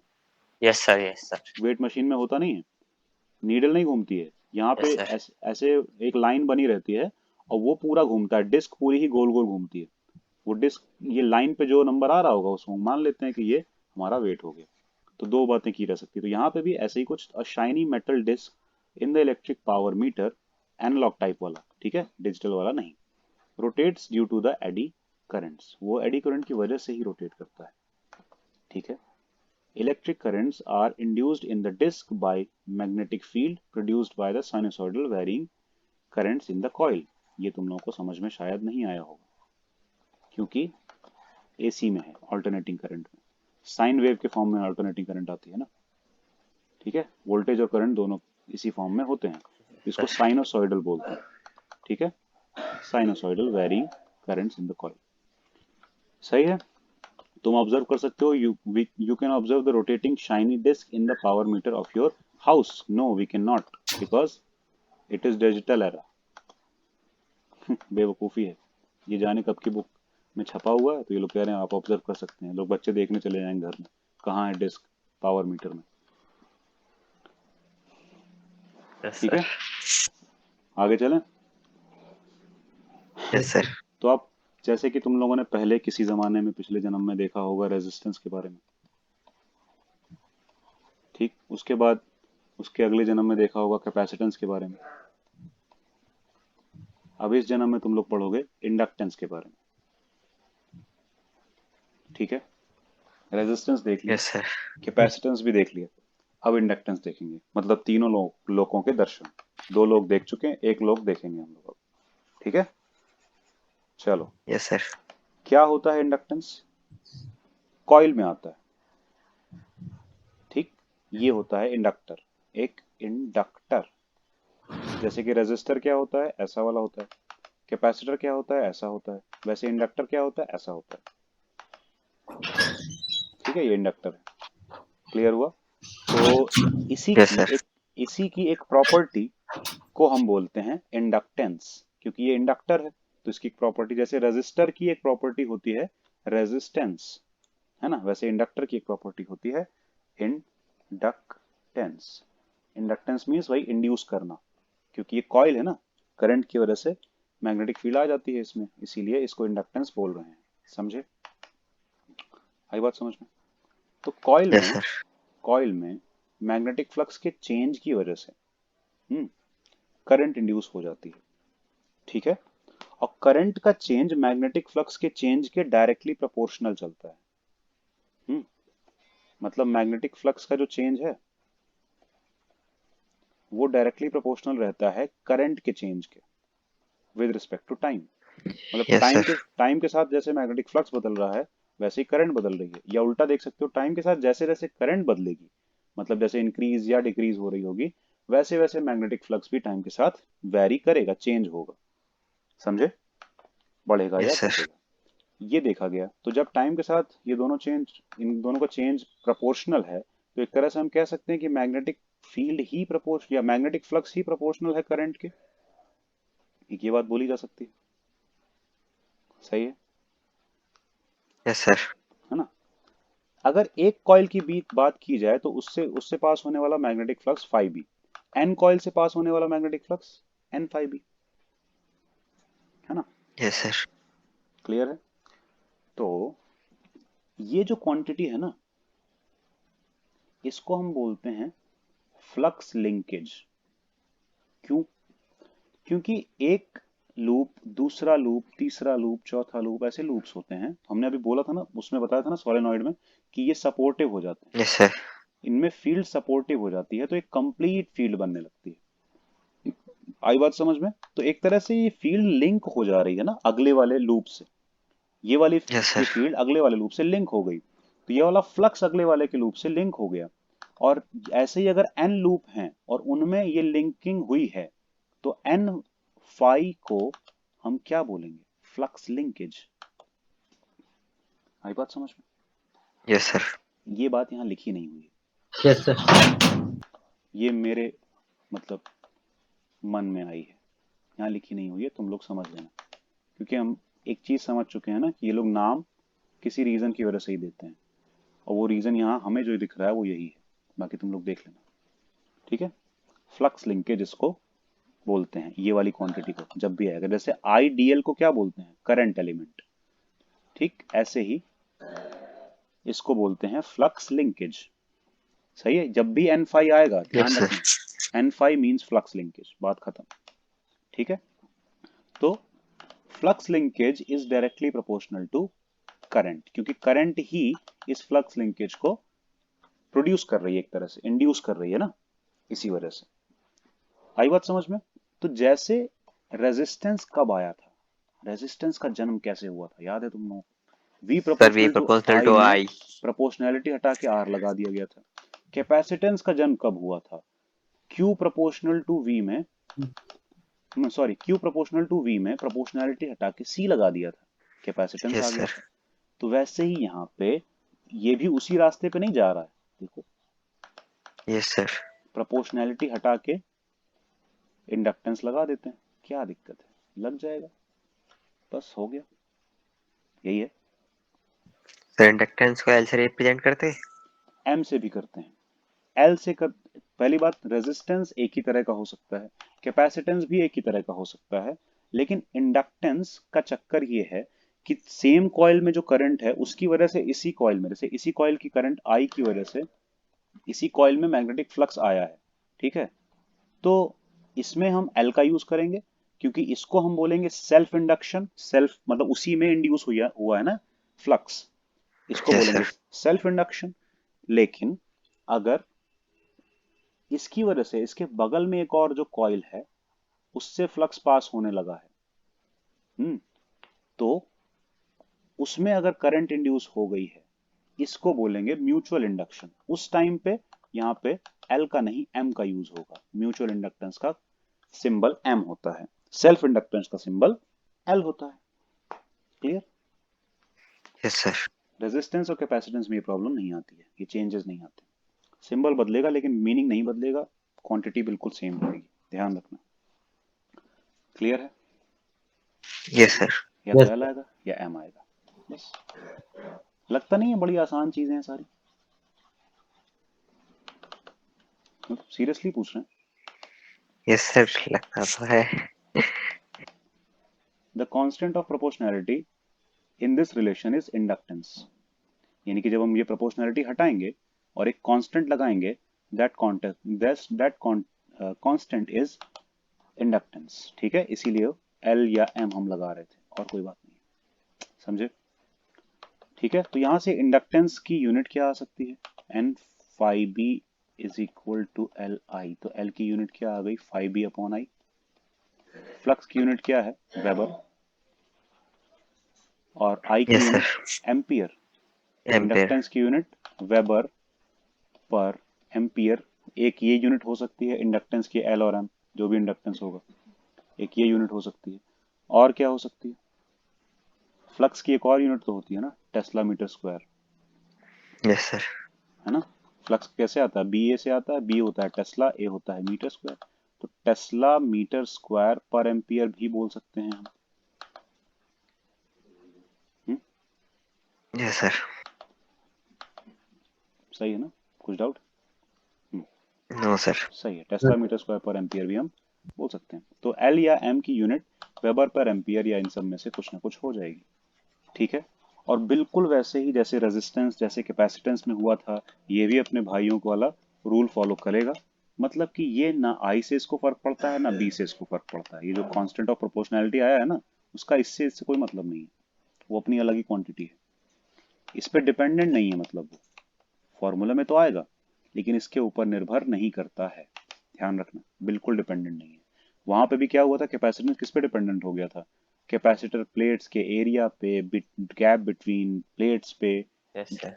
इसके बीच के मटेरियल पे, मतलब डाइलेक्ट्रिक पे, इन सब पे डिपेंडेंट था, लेकिन ये आई वी और क्यू वगैरह पे डिपेंडेंट नहीं था, जबकि फॉर्मूले में आता है, मतलब कि C Q is equal to C भी नहीं होता है, फॉर्मूले में तो आता है। ऐसा लग रहा है कि क्यू बढ़ाएंगे सी बढ़ जाना चाहिए, लेकिन ऐसा कुछ भी नहीं होने वाला। ठीक है, ऐसे ही यहाँ पे भी है। फ्लक्स पे या करंट पे इंडक्टेंस डिपेंड नहीं करता। इंडक्टेंस इंट्रिंसिक प्रॉपर्टी है मटेरियल की और उसके कंस्ट्रक्शन की, कि ये जो कॉइल हमने बनाई है ये कितनी बड़ी है या कितनी छोटी है। दूसरी बात, किस मटेरियल की बनी है ये कॉइल। ठीक। तीसरी बात, इसमें जो सर्कल्स बड़े छोटे तो हो गए, और इसके अलावा इसके सर्कल्स बहुत पास पास हैं या बहुत दूर दूर हैं, इसके जो कॉइलिंग हुई है, इन सब पे डिपेंड करता है इंडक्टेंस। ठीक है, मतलब कि इसके स्ट्रक्चर पे डिपेंड करता है। This aspect is akin to capacitance which for a parallel plate capacitor depends on the plate area and plate separation geometry and the dielectric constant K of the intervening medium, intrinsic material properties। आई बात समझ में? Material के अंदर की property पे depend किया था, इन सब पे डिपेंड नहीं किया था, चार्ज या फिर पोटेंशियल डिफरेंस पे। वैसे ही ये भी करेगा। सही है। अब यस सर। क्योंकि phi B N phi B is equal to L I आया है या एम आई आया है, तो एल इज इक्वल टू क्या आ गया या एम इज इक्वल टू क्या आ गया, फाई बी अपॉन आई। अब यहाँ पे ये भी स्केलर और ये भी स्केलर, एन तो नंबर है सिर्फ, तो एल क्या आना चाहिए, स्केलर क्वांटिटी, सीधी सी बात है। तो इंडक्टेंस भी यहाँ पे कैपेसिटर और कैपेसिटेंस और रेजिस्टेंस के जैसे क्या होता है, स्केलर क्वांटिटी। ठीक है। इसकी डायमेंशन क्या आ जाएगी, इसकी डायमेंशन क्या आ जाएगी इंडक्टेंस की, N phi B upon I है। ठीक है, तो डायमेंशन यस क्या सर। आएगी, डायमेंशन यूनिट से निकालें, वेबर पर एम्पियर थी ना इसकी यूनिट। Yes sir. वेबर कहाँ से आया था, टेस्ला मीटर इसमें स्क्वायर। मीटर स्क्वायर से। तो टेस्ला मीटर स्क्वायर पर एम्पियर हो गई यूनिट। टेस्ला कहाँ से आया यस था, क्योंकि देखो एम्पियर तो 7 फंडामेंटल यूनिट्स में आता है, मीटर भी आता है, टेस्ला को कन्वर्ट करना पड़ेगा ना। टेस्ला कहाँ से आया था, बताओ जल्दी से बताओ। F is equal to Q V P sine theta वाले से आया था। यहाँ से B की वैल्यू आई थी F अपॉन क्यू वी, और न्यूटन पर कूलॉम, न्यूटन सेकंड पर कूलॉम मीटर, इससे बना था टेस्ला। कुछ याद आया? Yes sir. तो टेस्ला क्या हो गया, न्यूटन सेकंड पर कूलॉम मीटर। तो ये किस में कन्वर्ट हो गया, न्यूटन सेकंड पर कूलॉम मीटर, और एक ऊपर मीटर स्क्वायर है ये जो है, और एक नीचे एम्पियर है। सही, एक मीटर से एक मीटर कट गया, क्या बचा, न्यूटन सेकंड मीटर पर कूलॉम एम्पियर। लेकिन इसमें से भी न्यूटन और कूलॉम ये दोनों ही क्या हैं, फंडामेंटल यूनिट्स में नहीं आते हैं। सही है ना, नहीं आते हैं ना। Yes sir. तो कूलॉम चेंज करना पड़ेगा। कूलॉम किसकी यूनिट है, चार्ज की। चार्ज को हम यस करंट सर। से रिलेट कर सकते हैं, Q is equal to I into T, कर सकते हैं ना। तो Q is equal to I T, मतलब कूलॉम क्या हो जाएगा, एम्पियर सेकेंड। तो कूलॉम को हम कह सकते हैं एम्पियर सेकेंड, और एक और एम्पियर नीचे है तो नीचे एम्पियर स्क्वायर हो जाएगा, और एक सेकेंड आ चुका है। न्यूटन को क्या कह सकते हैं, केजी मीटर पर सेकेंड स्क्वायर। तो एक सेकेंड क्यूब आ गया, ऊपर एक सेकेंड है, मीटर भी है, तो मीटर स्क्वायर हो गया। तो एक सेकेंड से एक सेकेंड गया, तो नीचे क्या बचा, सेकेंड स्क्वायर। तो केजी मीटर स्क्वायर पर एम्पियर स्क्वायर सेकेंड स्क्वायर। अब ये सब यस आ सर। गए हैं फंडामेंटल बेसिक यूनिट्स में, जिसमें मास की यूनिट केजी है, तो m का पावर एक है सिर्फ। सही है, तो m1 हो गया। लेंथ की यूनिट मीटर स्क्वायर है, मीटर है, तो लेंथ का पावर 2 हो गया। ठीक, उसके बाद टाइम का यस सर। सेकेंड स्क्वायर नीचे है, तो ये -2 हो गया, क्योंकि ऊपर आएगा तो पावर -2 में आ जाएगी। और यस सर। एम्पियर का करंट I -2 है। ठीक है, देखो आ गया, A-2। A -2 आ गया ना। Yes sir. कितना आसान है ना। देखो, given by the dimension of flux divided by the dimension of current, इसी से आएगा फ्लक्स बाय करंट करके। The SI unit of inductance is Henry. समझे, इंडक्टेंस का हमने वैसे तो निकाल लिया ना, यस सर।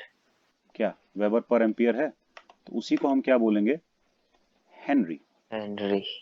H। ठीक है, Henry, denoted by capital H. Weber पर एम्पियर को ही बोल रहे हैं हेनरी, ध्यान रखना, यही है एच, कैपिटल एच। जैसे टेस्ला था कुछ, याद है, न्यूटन पर समथिंग, ऐसे ही Yes. हेनरी है वेबर अपॉन एम्पियर, वेबर पर एम्पियर। सही। The name Joseph Henry, who discovered electromagnetic induction, USA, independently of Faraday in England। वही है सब, ठीक है, आगे समझ में, हेनरी के नाम पे रखा गया, साफ साफ पता चल रहा है। कुछ भी डाउट है किसी को? No, sir. अब पहले बात करेंगे एक की, म्यूचुअल इंडक्टेंस, ठीक है, उसके बाद बात करेंगे सेल्फ इंडक्टेंस की। म्यूचुअल इंडक्टेंस मतलब एक कॉइल से दूसरी कॉइल को इंड्यूस करना।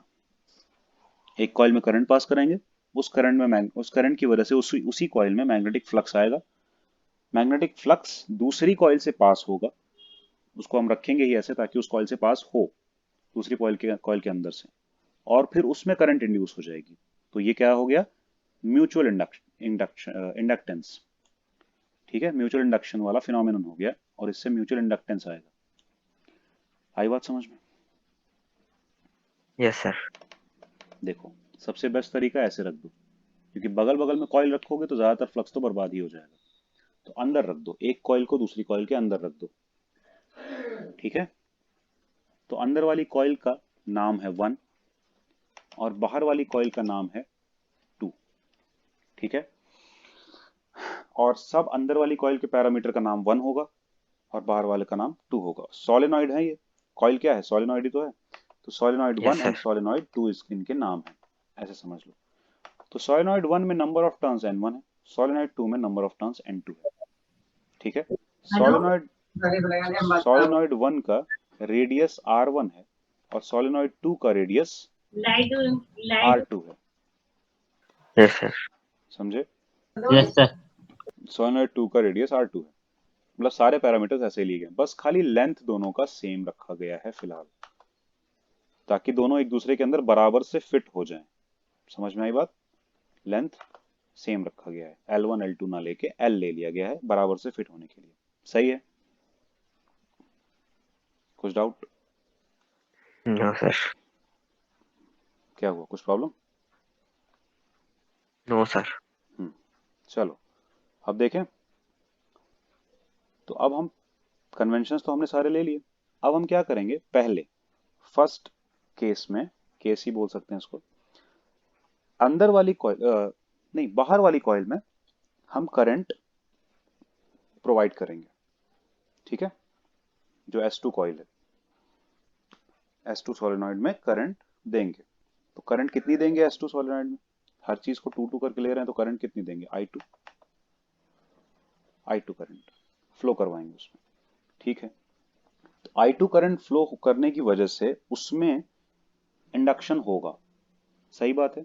लेकिन उसमें जो इंडक्शन होगा फिलहाल हम उस पर इंटरेस्टेड नहीं है, इसकी वजह से, क्योंकि इसमें इंडक्शन होगा मतलब इसमें मैग्नेटिक फ्लक्स आ जाएगा, लेकिन यही मैग्नेटिक फ्लक्स अंदर वाली कॉइल से भी तो पास करेगा ना, Yes, sir.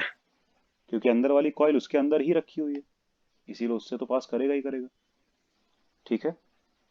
तो उसमें कितना इंडक्शन हुआ है वो देखेंगे हम, उसका फ्लक्स लिंकेज निकालना है हमें, समझ रहे हो? फ्लक्स लिंकेज से स्टार्ट करेंगे, Yes, sir. क्योंकि वहीं से आएगा फिर इंडक्टेंस, ठीक है। तो यहाँ पे देखो, consider in figure this which shows two long coaxial solenoids. रखा कैसे गया है इनको? कोएक्सियल करके, क्योंकि ये सिलेंड्रिकल शेप के हैं, तो दो सिलेंडर को जैसे ऐसे रखा गया हो, एक सिलेंडर ये और उसके अंदर एक और सिलेंडर ये, और दोनों की एक्सिस बिल्कुल सेम है। सर्कल से पास होने वाला लाइन एक्सिस होता है ना सिलेंडर में, ठीक है, कोएक्सियल सिलेंडर से, ठीक है, हो गया, ऐसे रखा गया है। We denote the radius of the inner solenoid S1 by R1 and the number of turns per unit length by small n1। ठीक, कैपिटल N1 क्या है? Number of turns first solenoid का, तो स्मॉल n1 क्या हो जाएगा? Number of turns पर unit length solenoid. सही है? अंदर इनर वाले सोलेनॉइड में। आई बात समझ में? Yes, sir.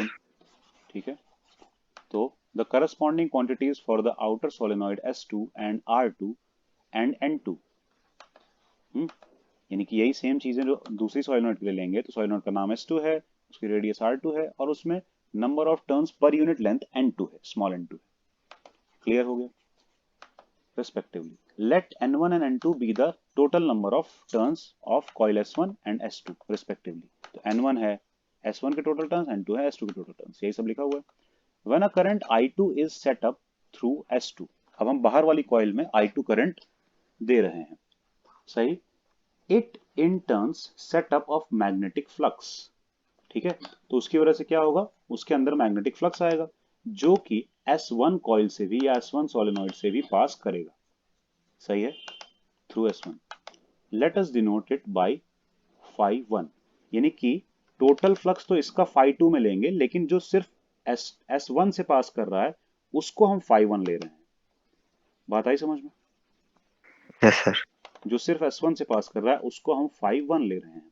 तो S1 में फ्लक्स लिंकेज कितना हो गया, N1 phi1, यस सर। है ना। वो इक्वल टू किसके होना चाहिए, म्यूचुअल इंडक्टेंस और इनटू सेकेंड कॉइल की करंट के इक्वल, सही है, यस सर। है ना। क्योंकि फर्स्ट वाली कॉइल में तो करंट ही नहीं है, अंदर वाली कॉइल में करंट है ही कहाँ पहले से। किसकी करंट की वजह से ये इंडक्टेंस हुआ है, बाहर सेकंड वाली वाले की सर। सेकेंड वाली बाहर वाली, यस तो सर। उसमें I2 करंट थी ना, तो इसलिए I2 लिया यहाँ, यस सर। सही। और ये जो म्यूचुअल इंडक्टेंस लिया है, तो कौन इंड्यूस हुआ है, पहली बात कॉइल 1, और किसकी वजह से हुई है, यस सर। कॉइल 2 टू की। की वजह से। तो इसीलिए इसका नाम है M12, लिखा है ना, mutual yes. Inductance of solenoid S1। Solenoid S1 की का म्यूचुअल इंडक्टेंस है ये, लेकिन किसकी वजह से, विद रिस्पेक्ट टू, किसके रिस्पेक्ट में, S2 के रिस्पेक्ट में। म्यूचुअल है ना, तो म्यूचुअल चीज वैसे भी जैसे फोर्स था, तो force on one due to two था ना, ऐसे करके था, तो वही चीज यस म्यूचुअल सर। चीज अकेले में तो हो नहीं सकती, ठीक। Charge on one due to two कभी सुना है, नहीं ना, क्योंकि चार्ज तो अपनी प्रॉपर्टी है ना, म्यूचुअल प्रॉपर्टी का मतलब दो चीजों के बेसिस पे ये बात चल रही है। क्लियर है? तो इसीलिए mutual inductance of coil 1 with respect to coil 2 या सोलेनॉइड 2, सही है। ये हमारी इक्वेशन एक बन जाएगी। आ रही बात समझ में? जिसमें यस सर। M12 को हम क्या बोलेंगे, इसको दो तरह से बोल सकते हैं, या तो इसको म्यूचुअल इंडक्टेंस बोलो, इंडक्टेंस, ठीक है, या फिर कोएफिशिएंट ऑफ म्यूचुअल इंडक्शन बोलो, क्योंकि ये यस प्रोपोर्शनैलिटी सर। हटा के आया था, तो ठीक है। तो कोएफिशिएंट ऑफ म्यूचुअल इंडक्शन, मतलब कि जब कोएफिशिएंट लगा के बोलोगे तब म्यूचुअल इंडक्शन आएगा, TION, और जब सिर्फ म्यूचुअल इंडक्टेंस बोलोगे तब TANCE आएगा, मतलब म्यूचुअल इंडक्टेंस आएगा, ना कि इंडक्शन आएगा। ये ध्यान रखना अच्छे से, ठीक है, कब क्या बोलते हैं। Yes sir. और 1-2 का तो हमने सिस्टम समझ में मतलब समझा ही दिया, मतलब it is also referred to as coefficient, हाँ ये भी हो गया। For these simple coaxial solenoid it is possible to calculate M12, इसके लिए हम M12 आराम से निकाल पाएंगे। कैसे? यहां से नहीं, क्योंकि ये इन पे डिपेंडेंट नहीं है ना M12, ध्यान है ना। कैसे निकालेंगे? Yes sir. दूसरे तरीके से निकालेंगे, देखो N1 phi1 is equal to, होना क्या चाहिए वैसे, अच्छा फाई कितना होता है, B के फॉर्म में B इंटू ए होता है ना, यस सर। सही है। तो फाई होता है B इंटू ए, तो उसके बेसिस पे N फाई भी तो B इंटू ए ही होना चाहिए, कुछ अलग तो हो नहीं जाएगा, क्योंकि बस नंबर ऑफ कॉइल का फर्क आया है ना। टोटल फ्लक्स B इंटू ए के बराबर ही तो होगा, total B into total A. Clear हुआ? Yes sir. B ए के बराबर, या फिर बोल दो N B ए के बराबर, ये भी कह सकते हो N1 B ए के बराबर हो जाएगा वो, क्योंकि flux is equal to B A, तो N1 flux is equal to N1 B A, ठीक है ना, उसका उतने टाइम्स हो जाएगा। आई बात समझ में? तो यस सर।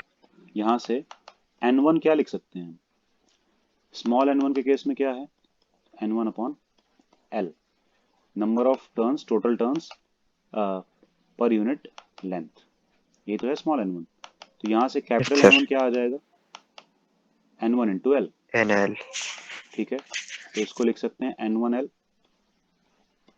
N1 को लिखा है हमने अभी बस। ठीक, B की वैल्यू कैसे आएगी? तो सोलेनॉइड में B की वैल्यू पता ही होती है, mu naught Ni yes sir. होती है ना सोलेनॉइड में मैग्नेटिक फील्ड की यस वैल्यू। सर। तो म्यू नॉट N1I होने लगेगी या फिर म्यू नॉट N2I होगी? एक्चुअली वो म्यू नॉट N2I2 होगी। ठीक से सोच के देखो।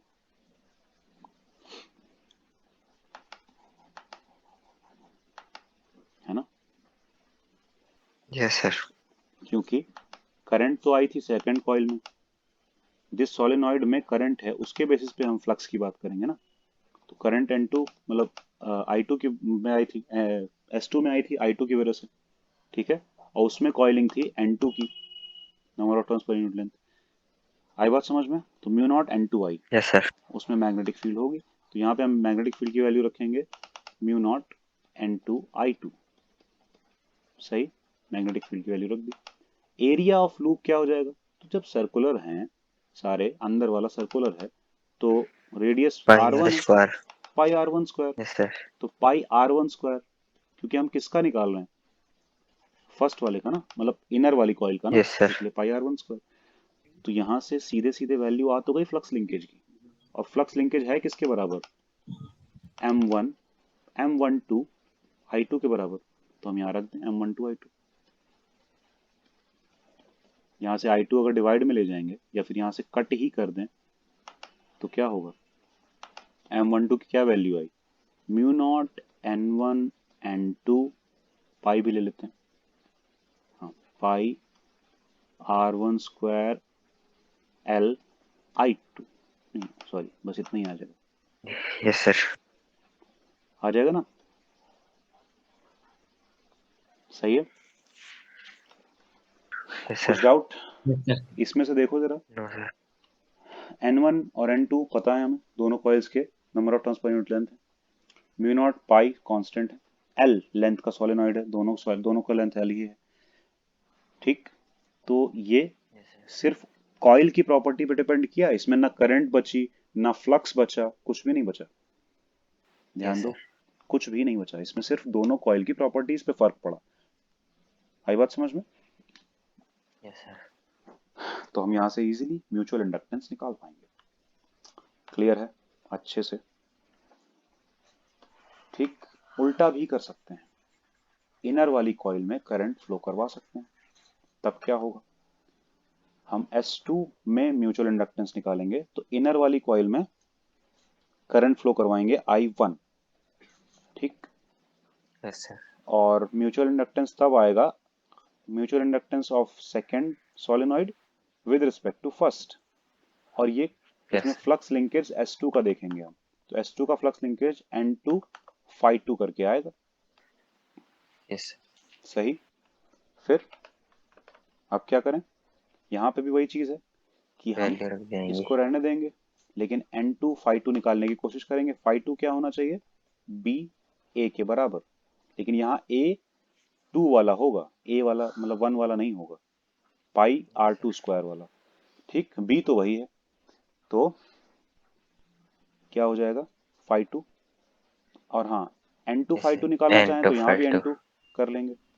तो यहाँ से N2 को yes sir. Small N2 L लिख सकते हैं, B को yes. Mu naught N1 I1 लिख सकते हैं।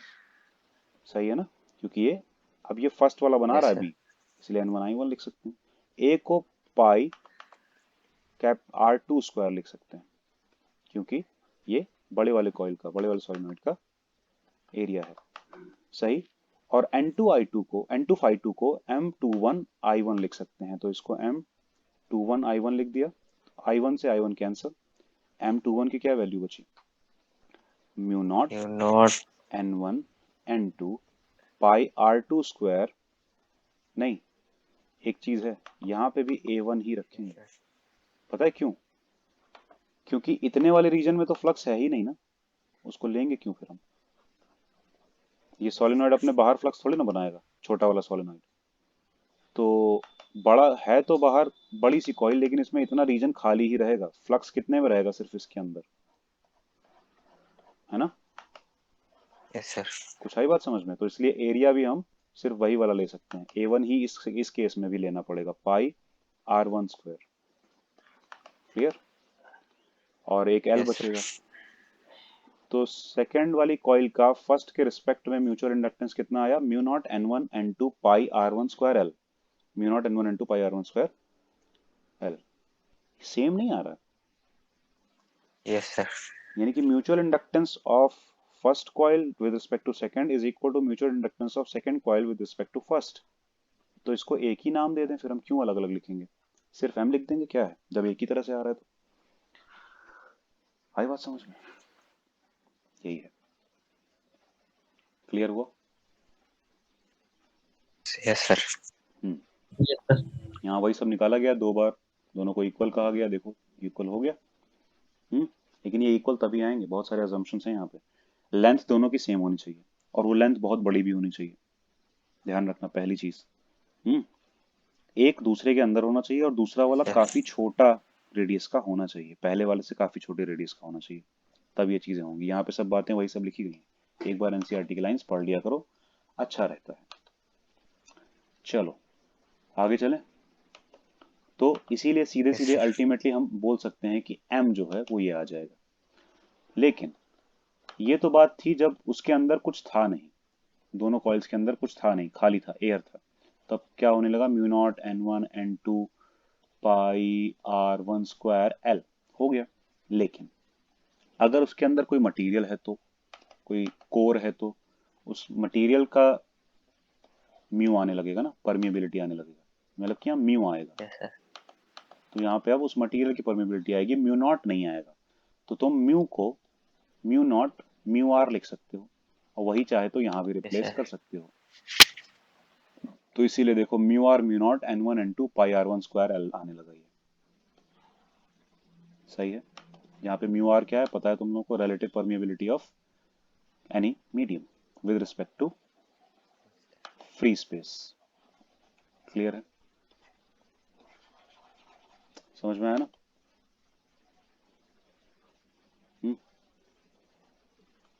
पक्का क्लियर हो यस गया? सर। तो it is also important to know that the mutual inductance of a pair of coils, solenoids, etc. depends on their separation as well as their relative orientation। मतलब कि जो हमने उसको कोएक्सियल करके रखा था ना, वो भी इंपॉर्टेंट है। कोएक्सियल मतलब ऐसे रखा था ना, अगर हम ऐसे ना रखें, यस सर। ऐसे रखें, टिल्टेड फॉर्म में रख दें, तो ये सब बातें नहीं बोल पाएंगे, कैलकुलेशंस बदल यस जाएंगे, सर। है ना? या फिर किसी और ओरिएंटेशन में रख दें तो भी बदल जाएंगी। तो ये सब म्यूचुअल इंडक्टेंस का फॉर्मूला इन्हीं बेसिस पे आया है। आई बात समझ में? Yes sir. पूरा क्लियर है ना? अच्छा देखो, एक सेकंड, नहीं चलो ये बता देते हैं, उसके बाद बताएंगे। Now let us recollect experiment this पुराना वाला है ना एक्सपेरिमेंट, याद है वो जो मैग्नेट पास में लेके आए थे, शुरुआत के 3 एक्सपेरिमेंट जो थे, यस सर। फिर कॉइल पास में लेके आए थे वगैरह वगैरह। तो वहां पे अगर हम देखें तो उसमें से क्या, in that experiment EMF is induced in coil C1 wherever there is any change in current through the coil C2, let phi1 be the flux through coil C1। अब हम वहां पे यही सेम चीज अगर निकालने की कोशिश करें तो ठीक है ना, तो कर सकते हैं, निकाल सकते हैं। प्रॉब्लम क्या है कि C1 में कितना कॉइल, मतलब कितना इंडक्शन हुआ था, याद है? यहाँ था C1 और यहाँ पे था C2 coil. C2 coil battery से कनेक्टेड था, और C1 कॉइल यस सर। में गैल्वेनोमीटर लगा हुआ था ताकि चेक कर पाए करंट आई कि नहीं आई। ठीक है, तो यहाँ पे भी हम वही सब चीजें कर सकते हैं, म्यूचुअल इंडक्टेंस वाला लगा सकते हैं कि C1 में कितना इंड्यूस हुआ, फ्लक्स लिंकेज कितना आया, तो N1 Phi1 के बराबर आया। M, क्योंकि अब हम M को 1 2 नाम नहीं देंगे, क्यों? क्योंकि देख चुके हैं सब सेम ही आता यस सर। है ना, तो M1 2 नहीं, सिर्फ M लेके चलेंगे। I2 रहेगा क्योंकि सेकेंड कॉइल में करंट है, देख रहे हो ना, इसीलिए I2 रहेगा। यहाँ पे भी वही सीधा सिस्टम है। लेकिन अगर हम इसको दोनों तरफ करें डिफरेंशिएट, क्योंकि हम क्या है, क्या निकालने में इंटरेस्टेड हैं यहाँ पे, ईएमएफ कितना इंड्यूस हुआ है कॉइल में, ये निकालने में इंटरेस्टेड है।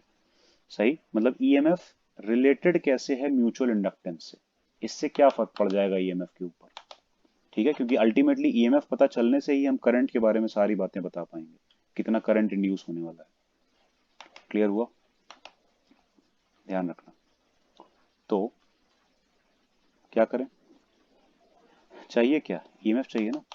ईएमएफ कहाँ से मिलता है, याद है? Minus N D phi B by D T से मिलता है, यानी कि इसको डिफ्रेंशिएट करने से मिल जाएगा। समझे? Yes sir. मिलेगा ना। तो differentiating both side with respect to time, और टाइम के रिस्पेक्ट में डिफ्रेंशिएट करने से मिलेगा। दोनों तरफ डिफ्रेंशिएट किया विद रिस्पेक्ट टू टाइम, तो क्या कॉन्स्टेंट्स तो बाहर आ जाएंगे, n1 d by D phi one by D T is equal to m D I two by D T, ये बाहर आ जाएगा। सही है। लेकिन E होता है minus N D phi one by D T, तो अगर हम दोनों तरफ माइनस माइनस ले लें, एक माइनस वन का मल्टीप्लाई करवा दें, तो लेफ्ट साइड में आने लगेगा ईएमएफ, और राइट साइड में जो बचेगा वही एग्जैक्टली वैल्यू हो जाएगी ईएमएफ की, इन the form of current and mutual inductance. ये रिलेशन आ गया ईएमएफ और म्यूचुअल इंडक्टेंस में, यानी कि म्यूचुअल इंडक्टेंस की वैल्यू दी हो और ऐसे हो तो हम ईएमएफ निकाल सकते हैं। आई बात समझ में? Yes sir. इसका मतलब तुम समझ रहे हो कि हम कॉइल में जो पूछा जाएगा ना कि पोटेंशियल डिफरेंस कितना आया है, कभी अगर कॉइल को रेजिस्टर वगैरह किसी के साथ लगाया गया किरचॉफ लॉ लगाने के लिए, यस जीरो करने के लिए, तो ये रख सकते हैं उठा के सीधे सीधे। म्यूचुअल पूछा जाए तो, सेल्फ पूछा जाए तो अभी आएगा तो वो रखेंगे फिर सेल्फ के हिसाब से। क्लियर हो गया? कुछ डाउट है यस किसी सर। को? नहीं? देखो एक क्वेश्चन पूछना है तुम लोगों से, हम कह तो देते हैं अपनी तरफ से कि आसान है, बहुत आसान लग रहा है, तुम लोग बताओ तुम लोग क्या लग रहा है? ठीक लग रहा है? समझ में आ रहा है? यस सर, समझ आ रहा है। दिक्कत नहीं है ना? पूछ लेना, क्लियर होना चाहिए। No sir. देखो, it shows that varying current in a coil can induce EMF. ये क्या शो कर रहा है? करंट का चेंज एक कॉइल में, और भी दूसरी कॉइल में I2 है, देख रहे हो? दूसरी कॉइल में करंट का चेंज पहली कॉइल में ईएमएफ इंड्यूस कर सकता है। साफ साफ शो कर रहा है ना ये। Yes sir. In the neighbouring coil, the magnitude of the induced EMF depends upon the rate of change of current। देख पा रहे हो? ये क्या है? ये rate of change of current नहीं है, rate of change of current। Yes sir. इस पे डिपेंड कर रहा है ईएमएफ की वैल्यू, साफ साफ लिखा है ना, the magnitude of induced EMF upon depends upon the rate of change of current and mutual inductance, इन दोनों पे डिपेंड कर रहा है ना। म्यूचुअल इंडक्टेंस पे भी डिपेंड कर रहा है कॉइल के, ऑफ द टू कॉइल्स। ठीक, इसी चीज को लैंग्वेज में लिखा गया है और कोई बात नहीं है। समझे? अब जरा सेल्फ इंडक्टेंस देख लें, छोटा सा ही है, मतलब दिख रहा है बड़ा, छोटा ही है। फटाफट से 10 मिनट में देख लेते हैं तो थोड़ा सा ये खत्म हो जाएगा, मतलब इसलिए कह रहे हैं। फिर इसके बाद सिर्फ एक टॉपिक इसमें बचेगा, जो कि लास्ट जैसे सब में होता है ना, एक डिवाइस बच जाती है, वैसे बस एक डिवाइस बचेगी। Yes, sir. थोड़ा उसमें टाइम कम लगेगा, फिर उसके बाद हम लोग नेक्स्ट चैप्टर स्टार्ट कर पाएंगे, मतलब ये कल करेंगे, लेकिन इतना कर लेते हैं आज सेल्फ इंडक्टेंस तक। सही है? प्रॉब्लम किसी को? सच बता ना, प्रॉब्लम है तो कल कर सकते हैं, कोई दिक्कत नहीं, क्योंकि सेल्फ इंडक्टेंस और एसी कल खत्म हो जाएगा। बताओ, रहने दे?